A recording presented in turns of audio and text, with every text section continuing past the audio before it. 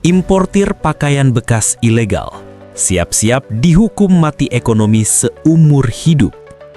Praktik impor pakaian bekas atau thrifting ilegal yang selama ini seperti virus ganas menghancurkan industri tekstil kini bakal dibasmi. Menteri Keuangan Purbaya Yudi Sadewa mengambil tindakan tegas plus sanksi ekonomi bagi importir nakal. Hal ini dilakukan untuk menyelamatkan ribuan pekerjaan dan jutaan rupiah yang lenyap karena ulah mafia impor. Pabrik-pabrik tekstil lokal sepi karena banjir pakaian bekas murah dari luar negeri. Ini bukan lagi sekadar masalah ekonomi, tapi pengkhianatan terhadap bangsa. Purbaya tak main-main. Ia sudah mengantongi daftar hitam nama-nama para dalang impor ilegal yang selama ini bersembunyi di balik karung-karung balpres. Importir bandar ini bakal kena denda besar, plus masuk blacklist permanen, dilarang impor seumur hidup.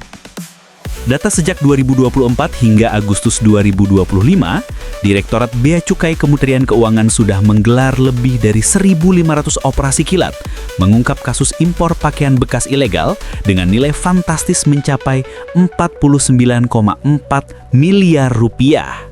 Dan sumbernya mayoritas datang dari Malaysia yang seperti musuh bebuyutan membanjiri pasar dan seluruh pelosok negeri.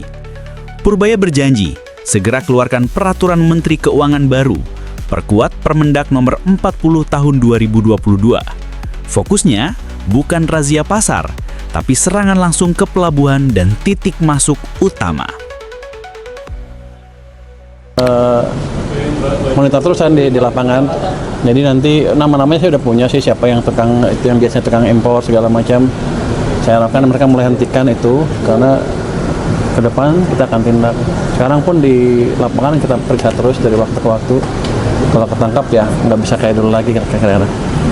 Saya pernah bilang kan, tanya ke orang bea cukai apa hukumannya hanya ditaruh di mereka, barangnya dimusnahkan terus orangnya di penjara. Saya bilang saya rugi, cuma udah ngeluarin uang buat musnahin barang terus ngasih makan orang lagi.